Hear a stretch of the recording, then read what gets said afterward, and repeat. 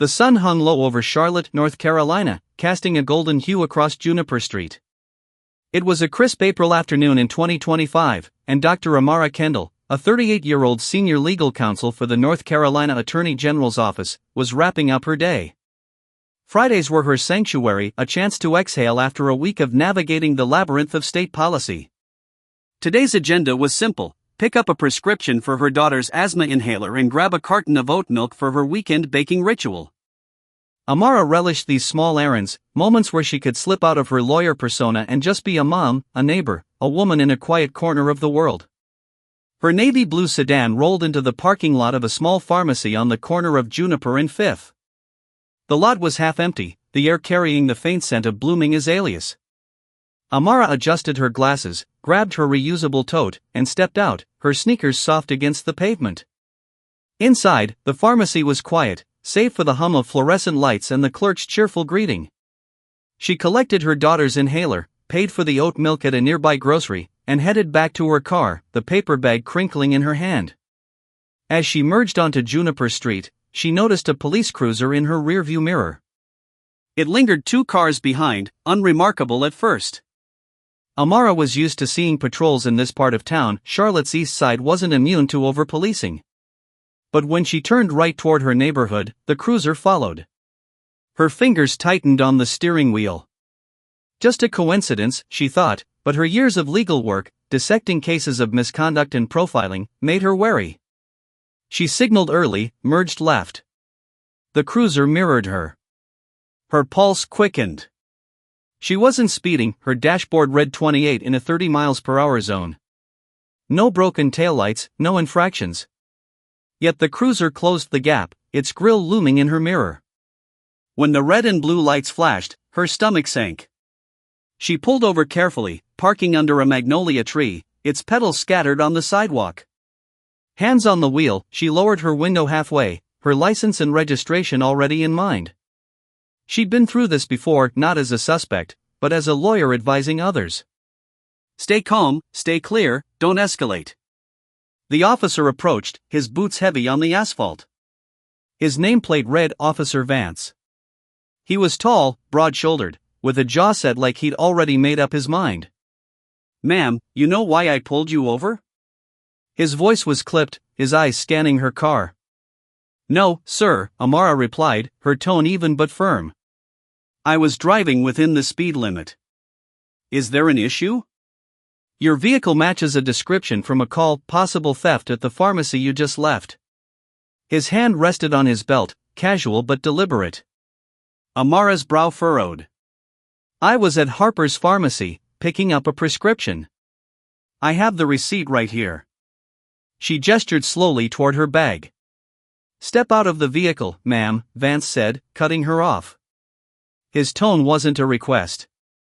"Officer Vance," she said, keeping her hands visible, "I'm a senior counsel with the state AG's office. My ID and receipt are in my bag. May I reach for them?" He smirked, a flicker of dismissal in his eyes. "Everyone's got a story. Out. Now." Amara's jaw tightened. She knew this moment, had read it in case files, heard it in testimonies. The power play, the refusal to listen. She unbuckled her seatbelt, stepped out slowly, hands raised. Before she could speak again, Vance spun her around, his grip firm on her shoulder. Cold metal clicked around her wrists. The cuffs bit into her skin, and her breath caught, not from pain, but from the audacity of it. "You're detaining me," she asked, voice low. "On what grounds?" "Probable cause," he said, guiding her toward the sidewalk. "Black female, blue sedan, seen leaving the pharmacy." "That's not probable cause," she said, her legal training kicking in. "You haven't verified my identity or checked my receipt." He ignored her, leading her to the cruiser. A small crowd had gathered, shoppers pausing, a delivery driver slowing his bike. A teenage boy, maybe 16, stood across the street, his phone already out, recording. Amara kept her head high, her expression composed, but inside, her mind raced. She'd spent a decade reforming police oversight policies, advocating for accountability. Now, she was the one in cuffs, her credentials ignored, her dignity on display. Vance radioed for backup, his voice monotone as he described her as uncooperative. Amara's eyes flicked to the boy filming. He was joined by a woman in a nurse's scrubs, her phone out too. "What's her name?" the woman called out. "Why's she in cuffs?" "Amara Kendall," Amara said clearly, locking eyes with the woman. "Kendall. I'm a state lawyer." The woman nodded, typing furiously. "I'm posting this. They need to see this." Vance's jaw twitched, but he didn't respond. He opened the cruiser door, gesturing for Amara to sit. She complied, her movements deliberate, her mind already mapping the next steps. She wasn't just a lawyer, she was a strategist. And this wasn't just about her. It was about every name and every file she'd ever reviewed, every story buried under "no misconduct found." As the door closed, she felt the weight of the moment. Something bigger was coming. The cruiser's back seat was stifling, the plastic seat sticking to Amara's legs. Her wrists ached, the cuffs too tight, but she kept her breathing steady. Outside, the crowd grew 5, then 10 people, murmuring, filming. The teenage boy, Jaden, was still recording, his voice carrying as he narrated to his followers, "This is Dr. Amara Kendall, state lawyer, cuffed for no reason. This ain't right." Vance stood by his cruiser, radio crackling, his posture rigid.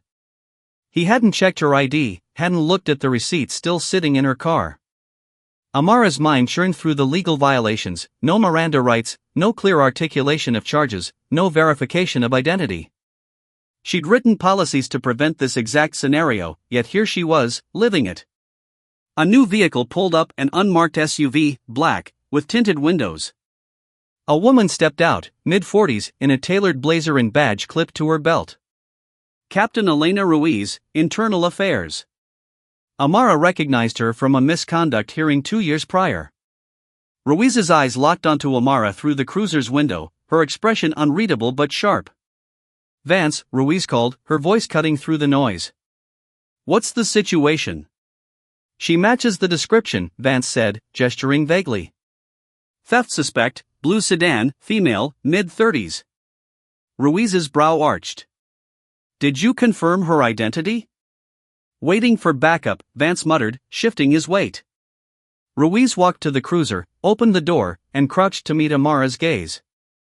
"Dr. Kendall, I'm Captain Ruiz. I know you from the Oversight Committee. I'm getting you out of there." She turned to Vance, her tone icy. "Uncuff her. Now." Vance hesitated, then complied, his movements stiff.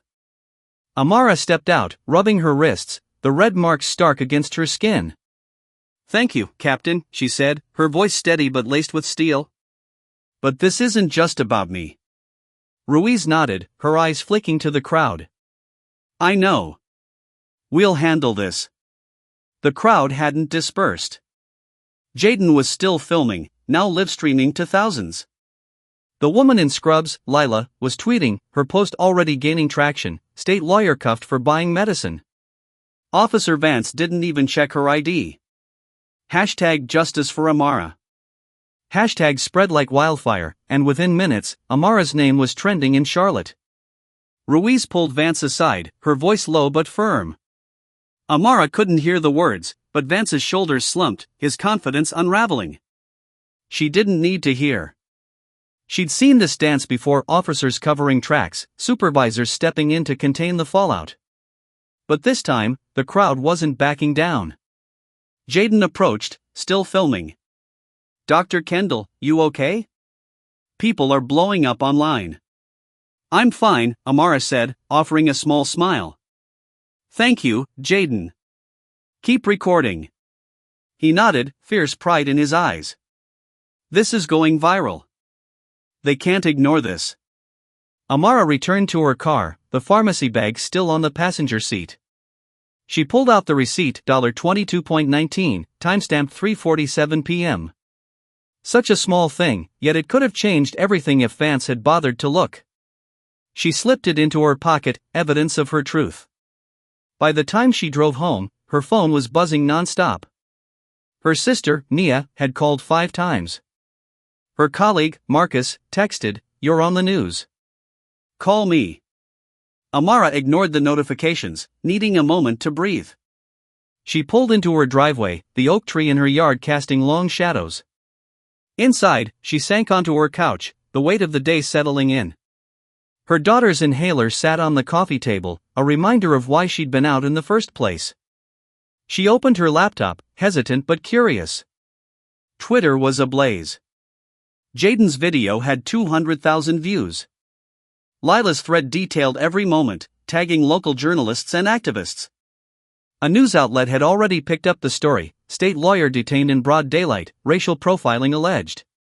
Comments ranged from outrage to skepticism, the usual split of support and defensiveness. But one reply caught her eye, a user named @TruthSeekerCLT, "Officer Vance has a history. This isn't his first sketchy stop. Check the records." Amara's fingers hovered over her keyboard. She logged into the state's complaint database, a tool she used for audits. Typing Officer Gregory Vance, she found 4 complaints over 6 years, 3 for excessive force, 1 for improper detention. All marked resolved, no action. Her stomach churned. She'd seen these patterns in her work, but now it was personal. By Saturday morning, Amara's story was no longer hers alone. The video had surpassed 1 million views, shared by activists, lawyers, and even a state senator. Local news ran segments, quoting Jaden's footage and Lila's tweets. The hashtag Justice for Amara trended nationally. Amara's inbox overflowed: reporters, colleagues, strangers offering support. A few messages were less kind, accusing her of playing the race card. She ignored those, focusing on the flood of stories pouring in. @TruthSeekerCLT had posted again, linking to a public forum where others shared encounters with Vance. A barista claimed he'd detained her for suspicious behavior outside her job. A teacher recounted a stop where Vance searched his car without consent. None had gone viral until now. Amara screenshot each post, her legal mind cataloging evidence. This wasn't just about her arrest, it was about a pattern, ignored for years. Her boss, Deputy AG Clara Winston, called. "Amara, we're behind you. This is unacceptable. I've requested a full IA investigation into Vance. What do you need?" "Transparency," Amara said. "And not just for me. There are others. I'm pulling records now." Clara paused. "You're going public with this?" "I have to," Amara said. "If I don't, it's just another file closed." She met with Jaden and Lila that afternoon at a community center. Jaden, barely 17, was a whirlwind of energy, his phone still buzzing with notifications. Lila, a nurse and single mom, was quieter but resolute. "I posted because I've seen this before," Lila said. "My brother got stopped by Vance 2 years ago. Nothing came of it." "We're changing that," Amara said. "I'm drafting a statement, but I need your help. You're the ones who made this visible." Jaden grinned. "We got you. My followers are ready to amplify." Amara spent the evening writing, not as a lawyer but as a woman who'd felt the cold snap of cuffs for no reason. Her statement was clear: I was detained not because of evidence, but because of assumptions. I'm a state lawyer, but I'm also a black woman, and that alone was enough for Officer Vance. This isn't just my story, it's the story of countless others whose voices were silenced. We demand accountability, not apologies. She posted it Sunday morning, tagging Jaden and Lila. Within hours, it was shared thousands of times. Protests formed outside the Charlotte-Mecklenburg Police Department, led by local activists. The department issued a statement: Officer Vance is on administrative leave pending review. Amara knew that phrase: temporary, vague, a shield. But the public wasn't letting it go. Captain Ruiz called her that evening. "Dr. Kendall, we're fast-tracking the investigation. I've pulled Vance's records. There's a pattern, and it's not pretty." "I know," Amara said. "I've seen the complaints. Why were they ignored?" Ruiz sighed. "Bureaucracy. Politics. But this time, the pressure's too high. We're digging deeper." Amara hung up, her resolve hardening.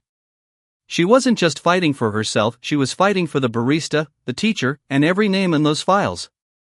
The fire was spreading, and she was ready to fan the flames. Monday morning, Amara walked into the Attorney General's office, her heels clicking against the marble floor. Colleagues greeted her with nods of respect, some with quiet words of support. She'd become a symbol overnight, but she wasn't here to bask in it. She had work to do. She met with Clara and the oversight team, presenting Vance's complaint history and the public's stories. "This isn't one bad stop," she said. "It's a system that lets these stops happen. We need a public audit of all complaints, not just Vance's." Clara nodded. "We'll push for it. But, Amara, you're at the center of this. Are you ready for the spotlight?" "I don't want it," Amara said. "But I'll use it."